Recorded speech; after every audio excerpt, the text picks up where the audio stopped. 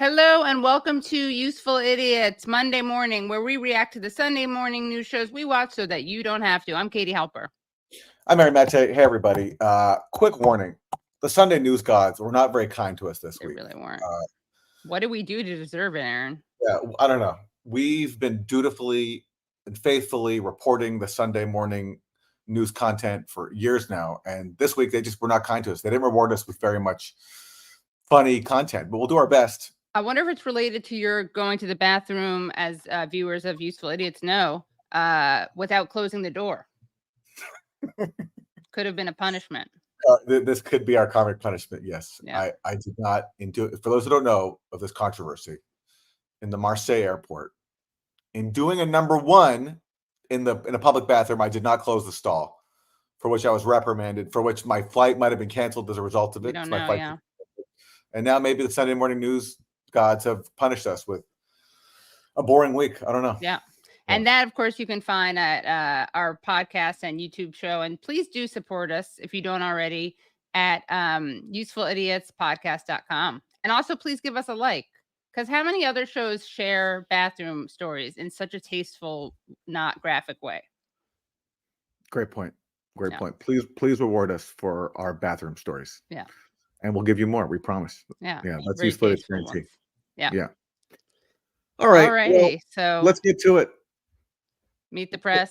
Yeah. Let's make do with what we have. Good morning and happy Father's Day. I'm Peter Alexander, in for Kristen Welker. With the presidential debate just 11 days away, the two men who will face off on stage are aggressively gearing up for the general election. Former President Trump on Capitol Hill for the first time since the Capitol attack used part of his day in Washington for informal debate prep with Senator Marco Rubio, among others.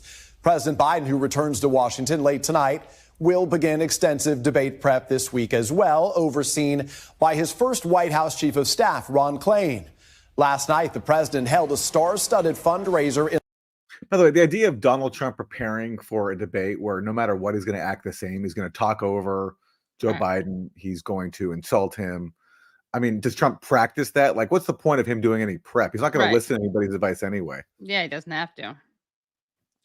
That's true. By the way, we're all counting down. That's going to be just one of the worst public displays ever. I think this and the first debates last time were just awful. Imagine how bad it's going to be this time.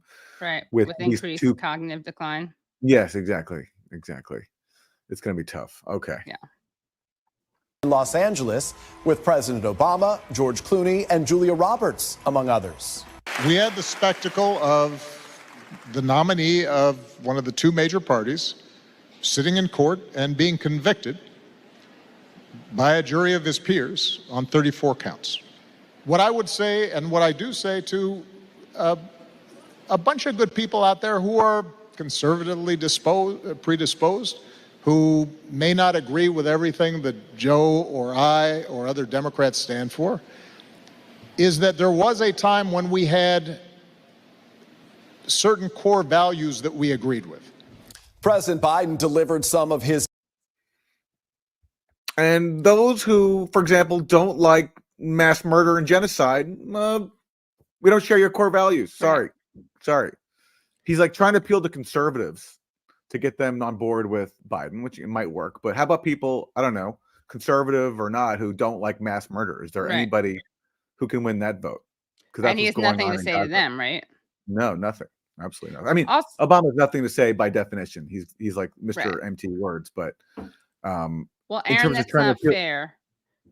Aaron, that's not fair, because he does have powerful words when he squashes the NBA strike, gets Keith Ellison removed, and Bernie Sanders sabotages him. That's true. Yeah. That's true. Very true. Toughest criticism yet of the Supreme Court, warning that the also, one other thing is when he talks about shared values, it would be nice if he didn't share values with, for instance, George Bush. Remember when he opined that, well, we tortured some folks, but he wasn't going to do anything about it? So yeah, well, Obama famously described himself as basically like having the same policies as Ronald Reagan, right? Or like 1980s Republicans or something like that. So yeah, that's the Democratic Party today, and that's the option we're given. But as we're going to see today, I mean, just the idea there, it's really hard. Like, how do you sell a candidate like Joe Biden? Like, based on what? Especially given that he can barely function as a human being. It's getting increasingly challenging. Right. But we'll see what they're trying out. Well, the way they sell him is he's not Trump. That's what. Yes. That's the only thing that they basically do. And yes, congratulations. They did get Trump convicted because he allegedly falsified some business records to conceal a hush money payment to an adult film star that he was having an affair with. Again, not going to excite that many people, I don't think. Right. I don't think that's going to make a difference. It excites the people who already hate him. Yeah. They love that, but no one else does. Yeah. Yeah. Ex-president could nominate 2 Supreme Court justices. The Supreme Court has never been as out of kilter as it is today. I mean, never. The fact of the matter is that this has never been a court that's been this far out of step. And just days after his son Hunter Biden's conviction on felony gun charges, President Biden flew to Italy for the G7 meeting of American allies, reinforcing the U.S. commitment to Ukraine. And new this morning, multiple sources familiar with the White House's plans tell NBC News that President Biden is set to take executive action. Now, by the way, on that point about the U.S. commitment to Ukraine, what he means is the U.S. commitment to using Ukraine for a futile and disastrous proxy war against Russia. Because what did Biden do this week? He inked a new security pact with Ukraine that basically says, we'll continue arming you, but if you get attacked even more, we're not going to come to your defense. Right. Biden's also stressed recently that he actually doesn't want to let Ukraine into NATO anytime soon, further underscoring the point of critics like myself who have been saying that the whole exercise of saying that Ukraine's going to come into NATO is to basically use the prospect of bringing Ukraine into NATO to further militarize Ukraine, giving the U.S. a backdoor to bleed Russia rather than actually come to Ukraine's defense when it needs it. And Biden just reinforced that this week. And also, they pledged all this money to Ukraine, but mostly in the form of a loan. So Ukraine gets to pay back the U.S. And Ukraine also is so desperate now that it has to sell off its state assets, as we discussed on this show last week. So that's the U.S. commitment to Ukraine right now, is continuing to bleed it in order to bleed Russia, which is just not going very well. And also provoke Russia, right? Of course, yes, and that's going swimmingly. Seriously. Yeah. Also, with the loan, it's like Europe's going to be on the hook for that.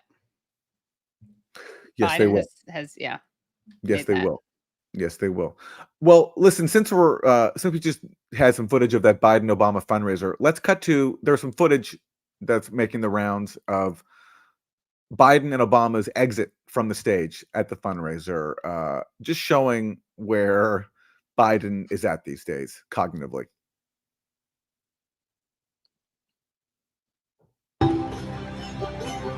There it is. The music's playing. Obama's waving. Biden freezes up. Biden freezes up, and Obama grabs him and puts his arm on him and leads him off the stage because Biden might not know where he is at that moment. Yeah, he grabs his wrist. Reminds me of remember Cisco very kindly once, I think it was Stevie Wonder, didn't I think know people were getting off stage or didn't know he needed to get off stage, and Cisco came on stage and guided him off. Yeah, it was I didn't know that. Moment. Yeah, that was a good moment. Well, I mean, one could argue here that Obama need to do that, because doing that obviously plays into this, widely held view that Biden doesn't know where he is half the time. And so, and it's rumored sometimes that, that Biden and Obama, despite pretending to be best friends, aren't actually that chummy. So was Obama possibly trolling Biden here? I don't know. Right. It was the sabotage. Although maybe he was afraid he would just walk off stage, not the way you're supposed to, but walk off the front of the stage. Yes. And fall. Yes. Biden there reminds me of, people probably know my parents have this adorable dog named Bodhi. And I bought her this really cute red coat, and it's kind of stiff, and it's not like she can't walk in it, but it feels, I guess, tight and kind of not as flexible as her other jackets. And whenever I put her in it, it was kind of adorable, but she would just stand there like this and not move and freeze because she thought she couldn't move. And then we'd have to, nudge her to move. But remind me of that same frozen, I can't move. What do I do? Look that Biden had. Well, listen, we all want a politician who's relatable. That's true. In this respect, Biden being able to emulate the experience of a small dog in a tight jacket. Yeah.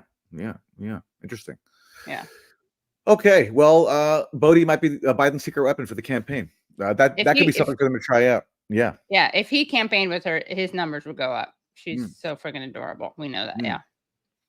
Okay. Well, let's see how Ro Khanna, Biden campaign surrogate, is handling the fact that he's supposed to be a critic of Biden when it comes to, supporting mass murder in Gaza. But yeah, Ro Khanna is out there also campaigning for Biden.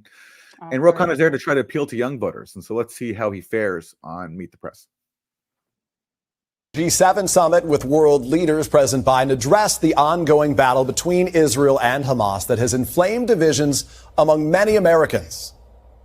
I've laid out an approach that has been endorsed by the UN Security Council, by the G7, by the Israelis, and the biggest hang-up so far is Hamas refusing to sign on, even though they have submitted something similar. Democratic Congress. So this is Biden repeating a lie that basically Hamas is the only obstacle to a ceasefire. It's not true. We'll get into this more, actually, but let's hear first what Ro Khanna has to say. Ro Khanna of California, a top surrogate for the Biden campaign, who has been critical of the president's approach to the war, joins me now. Congressman Khanna, welcome back to Meet the Press, and happy Father's Day to you as well. Peter, happy Father's Day to you and to the viewers. I appreciate it. Thank you. Hamas has balked at every ceasefire proposal, as you have witnessed. They are holding out for a complete withdrawal of Israeli troops and a permanent ceasefire. According to the Wall Street Journal, the lead. Yes, correct. Hamas is holding out for a permanent ceasefire. Right. And so to say that Hamas has balked at every single ceasefire proposal is just not true. They've balked at every proposal that doesn't establish a permanent ceasefire. Right. And Biden's been pretending that his proposal does call for a permanent ceasefire. But the reason that it doesn't is a very critical clause, which basically says that Israel and the U.S. can decide that Hamas is not acting in good faith in living up to its commitments. And then that would give Israel the right to continue its mass murder campaign. And so Hamas is saying, no, you have to commit unequivocally to stopping your mass murder campaign. In exchange, we'll free all the hostages. That's basically the difference. But the Biden administration doesn't want to admit that. So they're pretending as if Hamas is the obstacle. And of course, corporate media stenographers are dutifully playing along. And even Benny Gantz said on an interview that Biden, Freudian slip, that Netanyahu would take his first chance he could to restart the war without a permanent ceasefire. Like that there's no reason to trust him. Yeah, well, and Biden also admitted that Netanyahu was prolonging the war for political reasons. So, I mean, you have to really be extremely dishonest to pretend as if Hamas is the obstacle to a ceasefire here when Israel makes it very clear. And the Biden administration keeps saying that. And of course, journalists, I don't think critically, are repeating it. But anybody who actually, reads beyond what Biden or Blinken says can see what the truth is. But obviously, that's not going to happen here on these shows.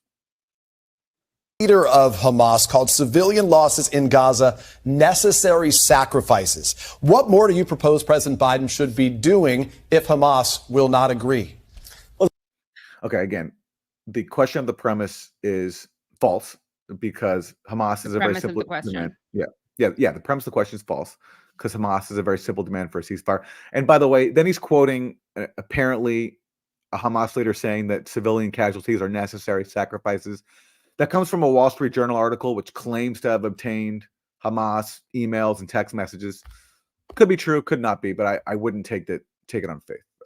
You never know with these things. That could be a leak designed to, bolster Israel's position, but it also could be true. I don't know. And if it is true, I mean, the fact that makes them not able to negotiate, the fact that they would think that, well, what does it mean that Netanyahu is happy to have an army that kills its own hostages?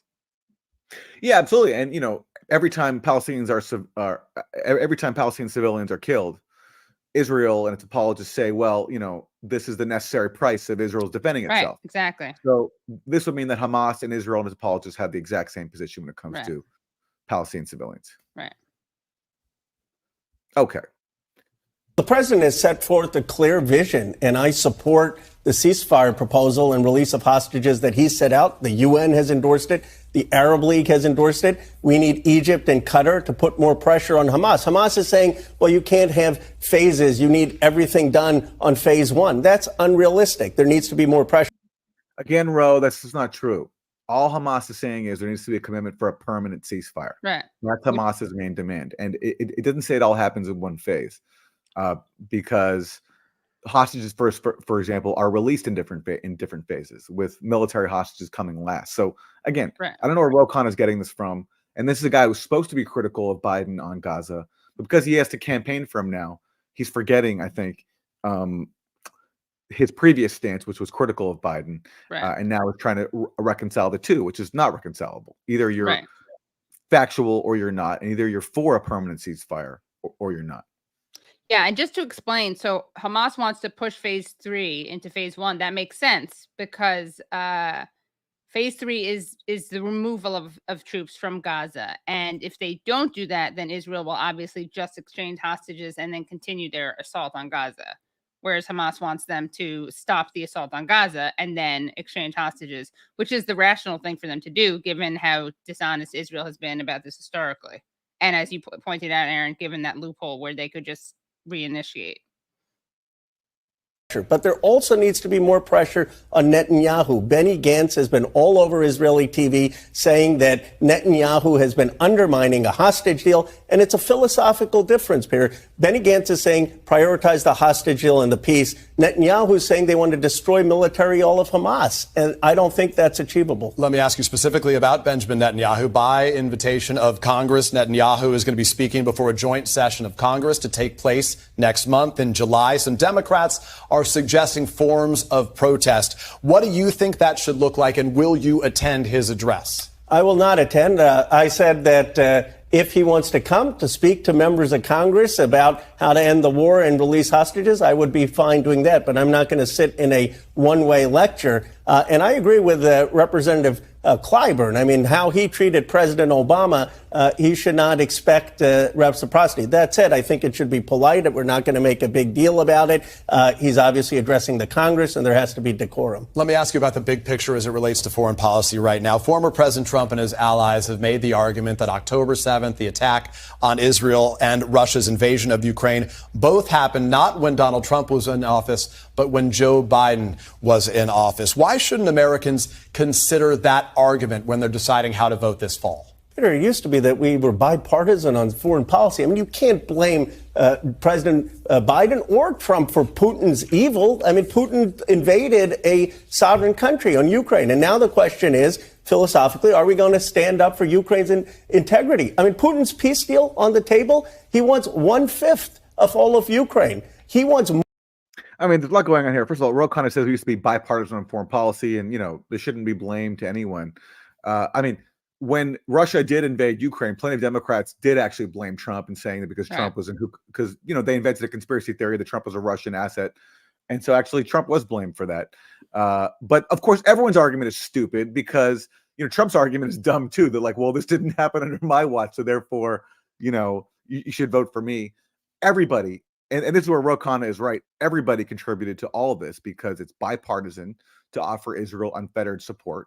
That's why, for example, even though Netanyahu slighted Obama by going to Congress and lobbying against the Iran nuclear deal, Obama still rewarded Netanyahu's government with a 10-year, 30 plus, it was like, 10 years, 30 billion plus commitment in military support because both parties are committed to Israeli hegemony and supremacy. Same thing in Ukraine. Trump played a major role in that by arming Ukraine with weapons that Obama wouldn't even send because Obama thought it was too escalatory after Obama backed a coup, which started this whole thing. So both sides are wrong because both sides are to blame, and it's dumb of them to blame the other. And also, going back to what he said about decorum, why does Netanyahu deserve decorum? Not just because of what he's doing in Gaza, but because, as he pointed out, he was so decorum violating and norms violating when he addressed Congress bypassing Obama. He doesn't deserve this decorum. Agreed. He's also a mass murderer. So why should he be? I mean, it's insane. But yet, and again, Chuck Schumer gave a speech saying that Netanyahu has to go, and then turned around and invited Netanyahu to Congress. He wishes he could quit him. Yeah. Okay, more Ro. And again, look, we got to say slim pickings that we're starting off with Ro Khanna. It's like, usually we're given so much better than this, but this is what we got this week. So more Ro. More territory of Ukraine than he's currently occupied. And so the question for both of the candidates should be, are you going to agree to Putin's term? Biden hasn't. We've supported Ukraine's aid. Would Trump agree to Putin's terms? Let me ask you if I can about. Well, let me respond to that, Ro Khanna. I mean, how's that going to keep funneling weapons into Ukraine? They've already lost 1/5 of their territory. Do you think their prospects are looking better or worse right now? How many people have died there? We don't even know, but Ukraine's running out of people to sacrifice. There's horrible videos of people trying to flee recruitment, even in regions like in Western Ukraine that have traditionally been, gung-ho about fighting Russia. They're having an impossible time recruiting people because they're running out of people to sacrifice. They've had to lower the age of conscription. It's horrible. And so, Russia recently made an offer saying that Ukraine has to withdraw its forces from the 4 regions of Ukraine that Russia has laid claim to. And then we can have negotiations. And also Ukraine should commit to permanent neutrality, which, by the way, that used to be in Ukraine's constitution. Its founding constitution said we're a neutral state. That was changed after governments leaning toward Ukrainian ultranationalists came in and undid that. And that's a major reason why we're in the mess we're in. So the question, I think, is do you want to deepen this mess or start negotiating? Because alternatively, you're not only risking losing a lot more Ukrainian people, soldiers, but also more Ukrainian territory. Exactly. Because, if they cared about this Ukrainian territory issue, they would have pushed for negotiations earlier. The longer they wait, the more they're going to lose. And, Ro, I think, knows better because he did sign that letter, which was hardly that earth-shattering, although people acted like it was, asking for negotiations to be included in the aid packages. And he was the only person who then defended that letter. Well, again, Katie, I think you're being too generous to Ro there. He defended the letter in terms he didn't completely jump ship because, again, and what happened? Some neocons got mad on Twitter, accused the Democrats of being Kremlin apologists because they politely asked Biden to negotiate with Russia. And so everybody jumped ship. Ro Khanna didn't, but also Ro Khanna mischaracterized what the letter said. He actually didn't stand by the letter's contents. He watered down the letter to make it look palatable to neocons in defending it. Okay, you're right. Let's give him partial credit. I'm sorry to be a wet blanket, but it's just that was such a revealing episode where 24 hours they couldn't stand by a meek call for diplomacy for even 24 hours. That's how hawkish and neocon Washington has gotten on the issue of Russia and Ukraine. And again, there wouldn't have been any need for any negotiations with Russia had Ukraine and the U.S. been willing to respect the Minsk Accords, which would have kept all of Ukrainian territory in Ukraine's hands, except for Crimea. All Ukraine had to do was basically stop discriminating against Russian-speaking people inside Ukraine and respect their rights, which ultranationalists in Ukraine refused to do with the backing of Washington, and here we are today. Right. So the question is, do you want to keep digging this hole or try to negotiate and see if possibly something different might come of it? Right. And then after not pursuing the Minsk Accords, the second mistake is, or one of the other mistakes is, of course, sabotaging negotiations between Zelensky and Putin. That's right. I mean, Russia, immediately after invading Ukraine, they immediately started negotiating. And actually, Putin just gave a speech last week where he said the point of our invasion was to basically enforce diplomacy, which Ukraine was refusing to do because it refused to implement the Minsk Accords. So basically, Putin was saying, we're trying to enforce the Minsk Accords at the barrel of a gun, which they almost did with the talks in Istanbul. And actually, the New York Times just published a new story for the first time acknowledging that the two sides were extremely close to reaching a deal. They even quote a Ukrainian diplomat saying that we managed to reach a real compromise. The first time the New York Times has ever acknowledged this in more than 2 years. In more than 2 years since those talks failed. And the article shows that this was extremely, extremely close. They don't say, though, what happened, which is that Boris Johnson came to Ukraine and said, don't do it. Don't make peace. Keep fighting. And Ukraine went along with it. The article does say, though, and this confirms what many of us have said from the start, that the U.S. was watching all of this and was opposed to what the negotiations were leading to. They didn't want to make a deal because they wanted to use Ukraine to bleed Russia. Which is just so revealing. I mean, it's something the media ignored. It's such a huge story, and it sheds light on what this war is really about. Well, that is why they couldn't cover it, precisely. It's true. It's true. I mean, like, if these talks were not a big deal, and if they were very, very far apart, you'd think we'd hear much earlier than June 2024 in the New York Times about them. But for the first time, the Times finally goes in depth on them and like gives us all this information. And the Biden administration, meanwhile, has said very little about all of this. Like, it's like the oddest thing. Like, whoa, this major war almost ended more than 2 years ago, and the Biden administration's been very, very quiet about it. Like, how come we haven't heard them say anything about it? There's only been a few anonymous officials here and there. It's very, very strange. You'd think if the two sides were far apart and a deal wasn't close, that the Biden administration would be the first to say that from the start. But instead, they've been very quiet. I think the reason is because they played a major part. Yeah, of course. They can't expose themselves. That would give away the game. Because again, prioritizing the civilian safety were the issue, or civilian lives, which is what they claim. How can you possibly get in the way of negotiation if that were true? Well, the reason is, Lloyd Austin said our goal is to weaken Russia. Right. And Jake Sullivan later said, a few months later, he said, our goal is to hand Russia a strategic defeat in Ukraine. None of this has anything to do with actually Ukraine's well-being. It's all from the prism of how can we use this war to weaken Russia? And that's why we're in the situation we're in today. Yeah. Okay, let's hear a bit more from Ro Khanna. Broadly, the president has seen a big erosion as it relates to young voters that you've been speaking to a lot in your campaigning. Here, specifically as it relates to the war in Gaza, you said back in February that even if President Biden were to bring about a ceasefire in Gaza, there would still need to be a healing period before Democrats, these young voters, may be able to come back and be comfortable with his leadership again. That was 4 months ago. Is the president running out of time to win back some of these young voters? The biggest thing we're running out of time is more people dying, and we have to remember the humanitarian stakes. But yes, it's a challenge for our party. Young people want the war to end, but what young people want is a vision, and the president started that with a ceasefire. I hope he can go further, and he should call for 2 states. He should say in his second term he's going to convene a peace conference in the Middle East, recognize a Palestinian state without Hamas, work with Egypt, Saudi Arabia on it. I didn't mean to interrupt you. I want to ask you about a couple other topics quick.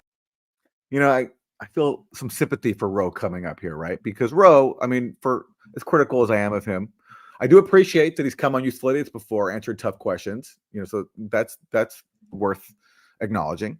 And also Ro has broken from Biden somewhat on the issue of Gaza, although not as much as I would like, but somewhat. So he's in a tough position. He knows Biden's fueling the war, and he knows that it's costing Biden the election. So even putting aside being a moral person, not opposing, not supporting mass murder, just Ro Khanna knows that this is a loser for Biden, and yet he has to go out and campaign for him, and that's it's not an easy thing to do. So awkward. Quickly on policy on immigration, Republicans tanked a bipartisan border security bill, as you know. So the president recently took executive action to restrict the number of migrants who can seek asylum who are entering the United States. You're among many Democrats who have been critical of this policy. An ACLU lawsuit says the president's plan is, quote, legally indistinguishable from the Trump ban. Do you agree? I don't think it's the right policy. I understand the president's frustration. He has tried for 3 years, not 6 months, 3 years to get Congress to fund immigration judges, border patrol. We haven't done it. But this is not going to solve the issue because you have an artificial cap and people are basically going to go to gangs and come through non-port of entries. And we don't want to have that situation on the border. Let me ask you about Hunter Biden. He was convicted. Yeah. All right, well, that's awkward. So basically, Biden is adopting Trump's immigration policies, and now Democrats who campaign against Trump's immigration policies have to reconcile the two. And I guess the excuse I heard there is that it's Republicans. I mean, Ro Khanna is somewhat critical of Biden there. I want to give him credit. Yeah. But they're also the interviewer too is basically saying it's Republicans' fault because they didn't deliver on bipartisan legislation. Right. So because Republicans didn't deliver on bipartisan legislation, Joe Biden is forced to embrace Republicans' policies. That's what I'm getting. Exactly. That makes sense. Yeah. That'll show him. That'll teach him. Yeah. Because Republicans have blocked my agenda, I am forced to embrace the Republican agenda. That's Joe Biden 2024. I'm forced to turn into Donald Trump. Yeah. Okay. Well, let's move on to Mike Turner, House Intelligence Committee Chair, and talking about Ukraine to face the nation. You were with Donald Trump when he was on Capitol Hill this past week, and he met with lawmakers. Is it true, as Congressman Matt Gaetz claims, that Mr. Trump said Ukrainians are never going to be there for us, and that he was trashing the Ukraine aid bill to Speaker Johnson's face, which Gaetz said is, quote, so epic? All right. Well, this is where, I really want to credit Michael Tracy, who has been making fun of all these MAGA Republicans who want to pretend that Donald Trump is somehow opposed to the deep state on Ukraine. Because as Michael pointed out, Trump was instrumental to getting House Speaker Mike Johnson to pass that Ukraine money, that $60 billion. Basically, right before Mike Johnson allowed that vote, he made a pilgrimage down to Mar-a-Lago where Trump gave him his blessing. So basically, Trump, while pretending to be anti-neocon, anti-deep state, Trump was instrumental to passage of that $60 billion. And people like Matt Gaetz want to pretend that Trump is meanwhile still out there opposing Ukraine aid, and it's so epic. I'm sorry, that's just a complete farce. It's a total farce. Yeah, it's great for Trump because Trump wants to further his image as being like a foe of the deep state, and he's against the neocons. But every time there's a chance for him to actually do something, he bows to them, which he did here in Ukraine, even though he's out of office. Even though this is Biden's proxy war. This is how bipartisan foreign policy is. Even though, electorally, it might help Republicans to let Biden fail on his own in Ukraine, they gave him more money because ultimately in Washington, neocons and hegemony always come first. Yeah. So sorry, Matt Gaetz, to spoil your fun, but there's Trump, whatever he says to Mike Johnson's face, it's belied by his actions when he let Mike Johnson and encouraged Mike Johnson to pass the $60 billion for the Ukraine proxy war. Poor Matt Gaetz. He's really desperately trying to make Trump look like a badass. It's not going to work. Is that true? And did anyone push back?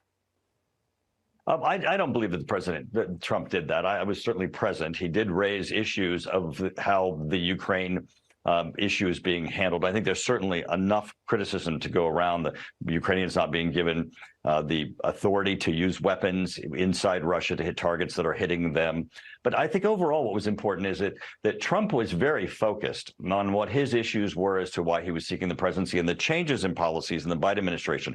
Border was an issue. Energy was an issue. The economy, China, and inflation were an issue. All ones where he had real concrete things that the Biden administration did to reverse his policies that have resulted in negative consequences for our country that he intends to reverse back. We will see if he stands by Ukraine then, if he is elected. Chair Turner, thank you for your time. I believe he will, and certainly of the members who are strongly supporting Ukraine, we certainly believe that he will, and it certainly is essential. Chair Turner, thank you for your time this morning. Thank you. Well, don't worry, everyone. I know you really want to believe that Trump is like a Putin collaborator, a Putin lover, but when he was in office, in case you forgot, he tore up really important arms control treaties like the INF Treaty, which helped prevent nuclear disaster. He tore that up. He sent weapons to Ukraine that Obama would not even send. He did basically everything that neocons would want to encourage confrontation with Russia. And so as reliable and as comfortable you are in your conspiracy theories that Trump really is a Putin asset, in reality, he wasn't, and he showed that. And I'm sure if he comes back in office, he'll do the exact same thing. And it's interesting. Mike Turner there says the one thing he would do differently than Joe Biden on Ukraine is he would let Ukraine hit even deeper into Russia with American weapons. So that's the Republican opposition, is let's actually ramp up war with Russia even more than Joe Biden is, which is hard to fathom because Joe Biden's playing with nuclear Armageddon every day. So Trump and Republicans are saying, let's go further. Why not? Okay. Well, oh, God. Next we have, sorry, guys. We got some Tom Cotton for you with Jake Tapper. Killer combination. After Ukrainian president aid. Last night at a rally in Michigan, the former president, Mr. Trump, went after Ukrainian President Zelensky for constantly seeking U.S. aid, saying, quote, it never ends, This is a criticism that comes after he reportedly told House Republicans when he was on the Hill the other day that the money the U.S. is sending to Ukraine isn't worth it, and asked, quote, if Ukraine wins, what will be the benefit, unquote. Now, you've been a strong supporter of military aid to Ukraine to fend off Putin's war. What is your answer to that question? What will be the benefit if Ukraine wins? Well, Jake, thanks for having me on, and a happy Father's Day to you. To you as well, sir. Happy Father's Day to all the dads out there. I think it's important to look at the context of what's happened in Ukraine over the last 10 years. I've noticed that Vladimir Putin only invades Ukraine when Democrats are president. It happened under Barack Obama. It happened under Joe Biden. It didn't happen with Donald Trump. In fact, the weapons that Ukraine used in the early days of this war to fend off the Russian invasion are the weapons that Donald Trump sent, that Barack Obama and Joe Biden had refused to send. One reason why. Okay, so this is American politics. Like, who can compete to be more of a warmonger? Right. And it's like, no one can say, hey, you know what? Why don't we try actual diplomacy? Diplomacy. Yeah. Like, can any, there's just no space for that. And yes, Russia invaded Ukraine under Joe Biden's watch, but the policy was bipartisan. Lindsey Graham and John McCain visited Ukraine and said that next year will be the year of offense. And your fight is our fight. And that was after the Obama administration backed a coup in Ukraine, which Russia responded to. And there's nobody on TV to tell any of this context to these warmongers. They just let everyone compete to see who is the biggest hawk, who wants nuclear Armageddon the most. It's like It's a race to the bottom. And also arming Ukraine with, Trump's arming Ukraine helped also foment this war. It certainly did. Yes, I know. Like, Tom Cotton wants credit to Trump for something that helped put us in this disastrous situation where hundreds of thousands of people are dead. It's not a virtue to fuel a proxy war on Russia's borders. We should be trying to shut that down. Instead, everyone's competing to see who can fuel it more. And Jake Tapper loves it. Like, that's what they want. Like, and they're so. And the only problem with Trump is sometimes Trump, says the wrong things. He has an outburst. He knows what appeals to audiences because people don't want to fund this futile proxy war. So he plays to them. He pretends that he's anti-neocon, when really he does absolutely nothing in office to do anything to oppose them. If anything, he takes their side. And everybody else pretends as if it's a huge outrage what he's saying and doing, when really all of them have the exact same policy. Right. It's so ridiculous. Oh, my God. All right, Joe Biden, or why Vladimir Putin thought he could get away with going for the jugular in Ukraine, is because of the disastrous withdrawal from Afghanistan, which projected weakness and indecision. It was just a few weeks later that he began to mass troops on Ukraine's border. President Trump. I mean, this is like, okay, so basically the U.S. withdrew from Afghanistan, and then Putin decided, you know what, let's go ahead and invade Ukraine. Let's put our troops on Ukraine's border because Biden showed us weakness in Afghanistan.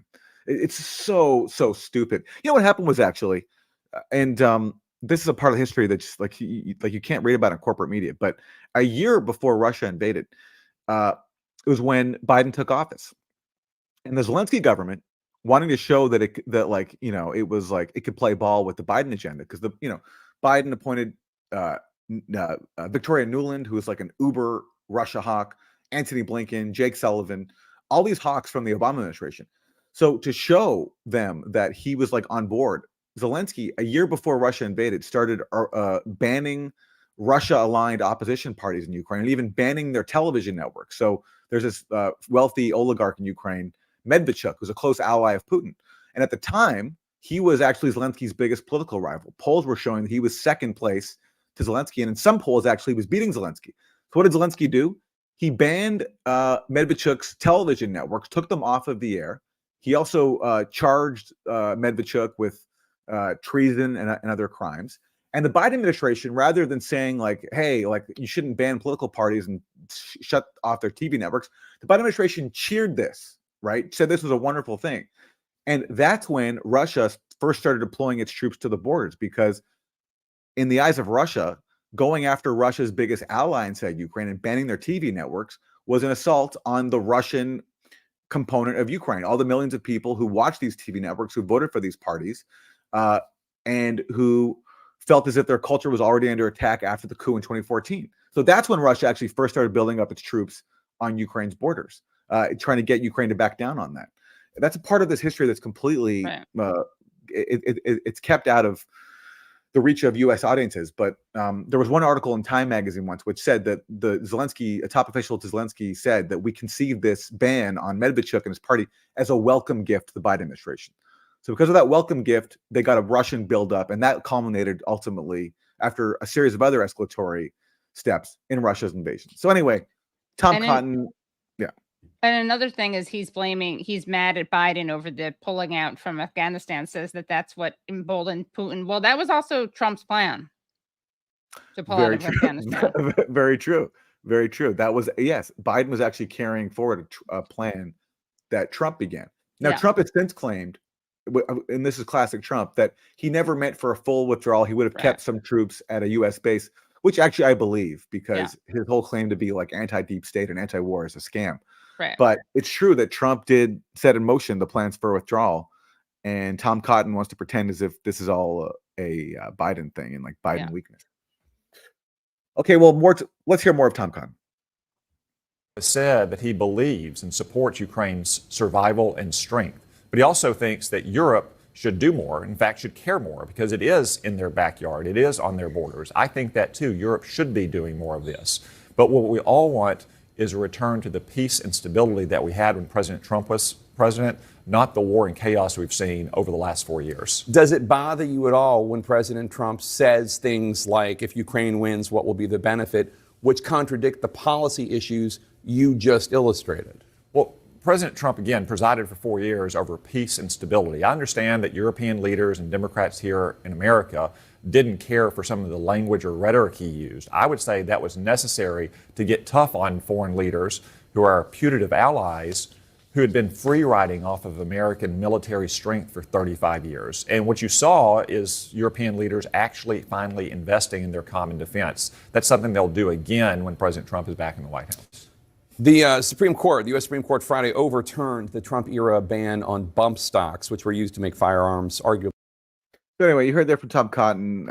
We had 4 years under Trump of peace and stability. There was no, nothing bad happened.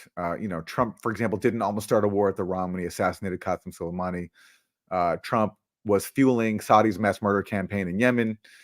Trump tore up the Iran nuclear deal. All those things, according to Tom Cotton, were just peace and stability.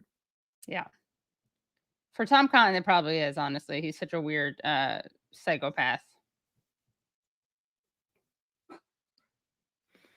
All right, should we hear some more from them? Do you want to hear his thoughts on bump stocks? Yeah. Yeah. What do you think? Yeah, sure. Deadlier during the 2017 Las Vegas shooting, which killed 58 people, the deadliest mass shooting in modern American history. The court suggested, there does seem to be a majority on the court that would support such a move legislatively, just not through the regulatory process. Would you support enshrining the Trump-era ban in legislation? Well, Jake, first, I want to make a point about the Supreme Court more broadly. For years, Democrats like Chuck Schumer and Joe Biden have attacked this court because they don't like the fact that it's got a center-right constitutionalist majority. They claim that it makes outcomes-based decisions. What you saw on Friday was the opposite of that. You saw the 6 Republican-appointed justices reversing a Trump administration regulation. That's the opposite of outcomes-based judging.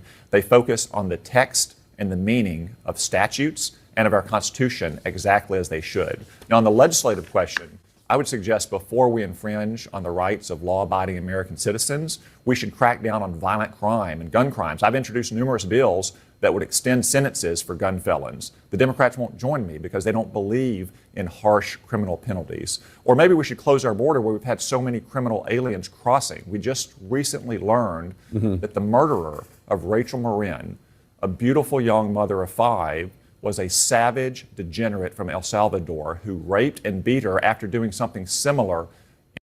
Okay, so if I'm hearing Tom Cotton here, we need to allow bump stocks, so additional ammunition cartridges to commit mass murders like the shooting in Las Vegas, because undocumented immigrants have committed crimes. And degenerates, savage ones, yeah. Yes, that's what I'm, yeah. So don't ban the bump stocks. Let's just make sure that no immigrants can come in. Yeah. And therefore everything will be fine. Even though, of course, the mass shooter in Las Vegas was not an undocumented immigrant. He was a white guy, if I remember correctly. But I guess if we ban more immigrants, white guys won't commit mass shootings. Yeah, they won't be inspired by these degenerate savages, maybe. Just trying to thread the needle there, yeah. Okay, should we turn to another exciting speaker? Janet Yellen, the Treasury Secretary. Yeah, so charismatic. Get ready to be blown away. Yep. President Biden and Ukrainian President Zelensky this week announced a new initiative to use proceeds from seized Russian assets to help fund Ukraine's war effort. For more on that and the state of the economy, I'm joined now exclusively by Treasury Secretary Janet Yellen. Secretary Yellen, thank you so much. That's a huge exclusive to get the Treasury Secretary, Janet Yellen. That's, wow. She's so in demand, and you'll see why. why. My God. Yes. Such a great speaker, yeah. Everyone's knocking down her door for that exclusive. Okay. And this is awkward because, the whole point of like a financial system is everyone plays by the same rules. And, that's how everyone can feel confident engaging in commerce and all the basics of, free trade, Adam Smith, Wealth of Nations, blah, blah, blah. But now the U.S. is saying, you know what? Because we don't like what Russia did in Ukraine, we're going to take their tens of billions of dollars in frozen assets that we stole, and we're going to use the interest from that to pay Ukraine. Because we don't want to give Ukraine money ourselves more than we already have. And we actually want Ukraine to pay us back. So we're basically going to take some frozen Russian money and use that to further our proxy war effort. That's pretty much the message that we're putting forth. And here's Janet Yellen, supposed to be like the steward of the economy, making sure everything runs smoothly, here to explain why it's totally fine to steal Russian money. So much for being here. Let's start with that, this program. Can you explain what's happening? Because you're not actually selling the Russian assets and giving the money to Ukraine. You're using the proceeds. Explain how this works. Well, right after Russia's brutal invasion of Ukraine, the United States and our global coalition partners. Rule 101, if you're going to be a state lackey, is you have to basically, any act of aggression that we don't like, that's brutal. So Hamas's brutal attack, Russia's brutal invasion. If we invade Iraq, it's not brutal. If we commit mass murder, help Israel commit mass murder in Gaza, it's not brutal. Not brutal, right. So by definition, everything that they do is brutal. You have to say that. And unprovoked as well. So Russia's unprovoked invasion, Hamas's unprovoked attack, doesn't apply to us, though. The war started October 7th. Decided to freeze, to impound Russian sovereign assets in our jurisdiction. And that amounted to around $280 billion. And of that, the vast majority, around $200 billion, are sitting in a Belgian financial institution where they're generating income that does not belong to Russia and had been accruing to that institution. And we've agreed, the G7 and our partners have agreed to tap the value of that stream to provide a $50 billion loan to Ukraine that will be paid from those so-called windfall profits that are accruing in this financial institution. So we're really building on work that Europe did earlier to make sure that the flow around $3 to $5 billion a year went to Ukraine, but we're bringing that forward by making a loan that will be repaid over time. Could I suggest an alternative answer for Janet Yellen? Just say, we're stealing Russia's money. Yeah, exactly. Just be more direct about it. You'll save everyone a lot of time. Yeah, that was the longest, minute and a half of my life right there, that answer. It could have been condensed to a few seconds. We're stealing Russia's money. Next question. Yeah. Then they'd have more time to talk about other stuff. As I'm sure you saw, Vladimir Putin responded to this by calling it theft. That was his word, and warning that it would not go unpunished. Do you have any concerns about either the possible legal challenges to this or about Russian retaliation? Well, I there is no sense at all in which it's theft. The Russian assets remain in this institution. They've been impounded. The investments that Russia had have matured, so Russia's funds are sitting in cash, but they're generating income for the institution, which Russia has no claim on. So there's no legal issue here. And our allies, our partners, the G7, will provide Ukraine a $50 billion loan, which will be repaid over time from these proceeds. And I'd say the G7 leaders had already made it clear that they will not unfreeze these assets until Russia pays for the damage that it's cost Ukraine. And we're really in a battle of wills with Putin. Putin, I think, believes that our coalition will crumble in the sense we won't go on providing Ukraine with the... All right, well, I am crumbling. I am crumbling in the face of Janet Yellen's laborious answer to explain why taking Russian money from its banks is not theft. So, Janet Yellen, I submit you've won the battle of wills. So, like, whatever you say, it's not theft. Yeah. Sure. Okay. Yes. You've made your point. So, convincingly. Yeah. Yeah. Wow. Okay. Well, thank you, Janet Yellen. Hopefully that will be her last appearance on Useful Idiots for a long time, because that is hard to sit through. Because she's so charismatic that everyone else looks terrible in contrast. Mm-hmm. That's why we don't want to have her on yet. Mm-hmm.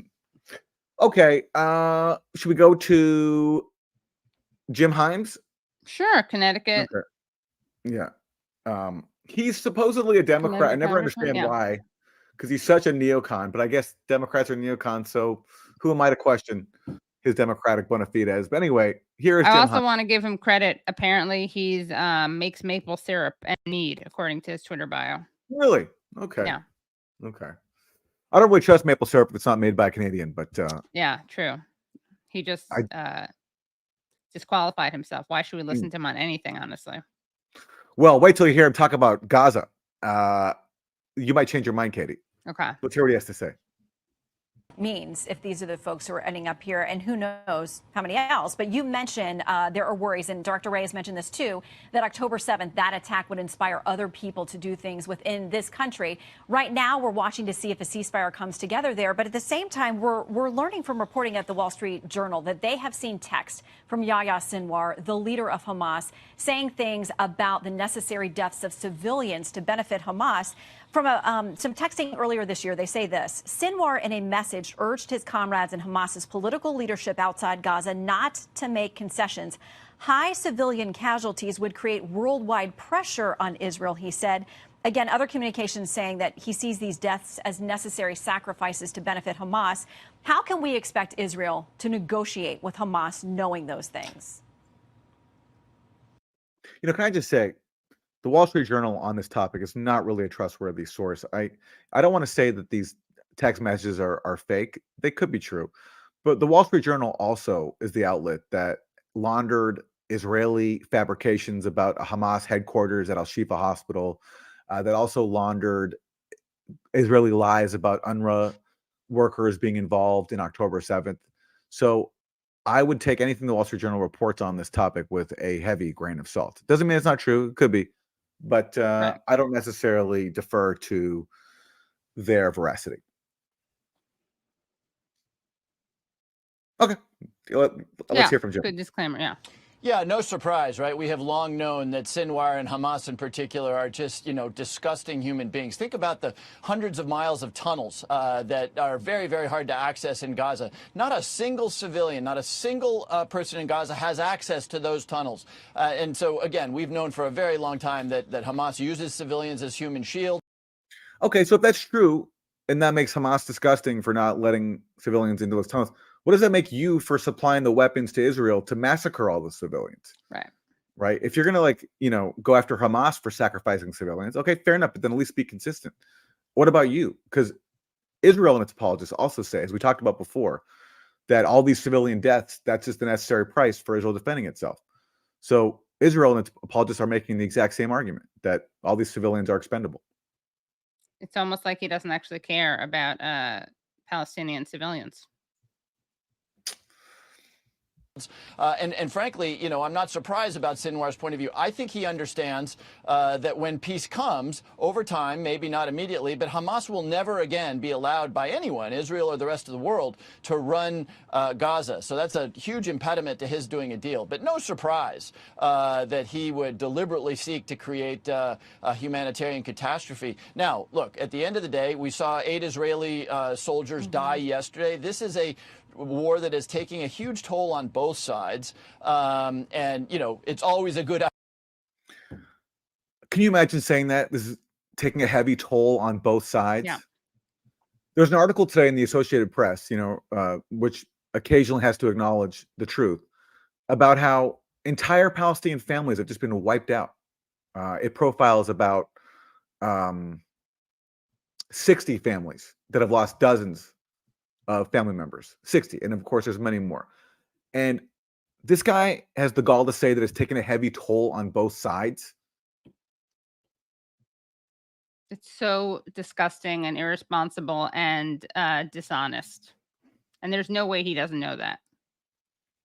But again, you can only say this stuff if you just don't see Palestinians as equal human beings. I mean, that's what all this is underscoring. They just don't, their lives are not afforded equal value. So therefore, you can look at tens of thousands of people being slaughtered with U.S. weapons, and you know, hundreds of people being killed on October 7th, plus whatever, however many dozens of Israeli soldiers killed since then, and say, yeah, both sides taking a heavy toll on both sides. Both sides.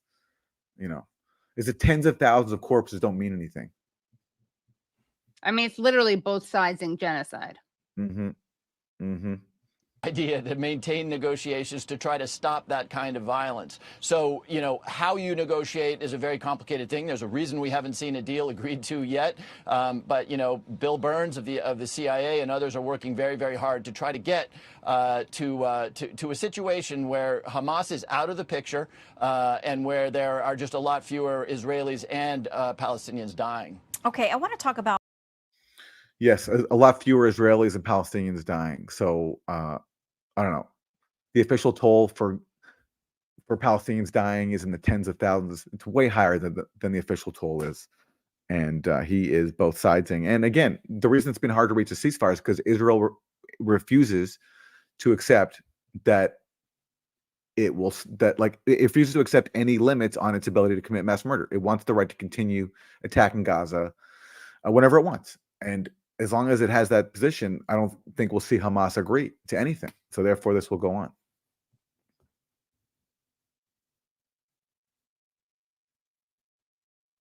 Okay, well, let's turn to. Do we want to listen to Jen Psaki? Yeah, we could listen to Jen Psaki.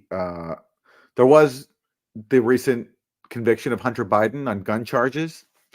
And the takeaway from this is the system works because Hunter Biden's being held to account. So therefore, the system works. And Joe Biden's a great father. That's Jen Psaki's takeaway. And what a bold and courageous thing to say. Biden's character as a public servant is what drove him to make clear that the law applies to everyone.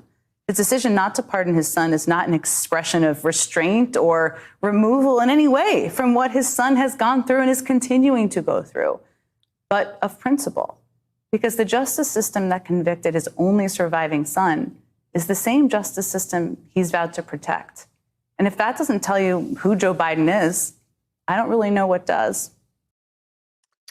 Wow. Very touching. Very touching. Very touching. Very touching. And really reaches people who really challenges us, because if that doesn't show what he is, she doesn't know what does. Yeah. What's wrong with us if we don't see it that way? Yeah. I mean, if you don't see Joe Biden as a generous, caring human being, then you're showing us who you are. Yeah, exactly. Because he is not pardoning his son. And so therefore, any allegations of corruption or impropriety of any kind are just totally off base. And really, what Jen Psaki is saying is, if we criticize Joe Biden, then that reflects poorly on us. Yeah, and, what's wrong with us? Yeah. And of course, Jen Psaki is a very neutral observer. She only was Joe Biden's spokesperson for the first year and change of his presidency. So totally unbiased, very neutral. Yeah. And That totally wonderful deserving of revolving door. totally deserving of a news show on a cable network. Yeah. Because why not? Well, something has to come from having to speak for Joe Biden. It's not an easy job. No, it isn't. It isn't. Well, listen, it looks like we've come to the end of the show. Well, do we want to treat people with a clip that should have been on the morning shows, but of course wasn't, which Sure. is let's take a look at something that Moshe Feiglin said, who is a former Likud member of Knesset. And let's take a look at what he had to say on Israeli television. I think people are going to be really inspired by this.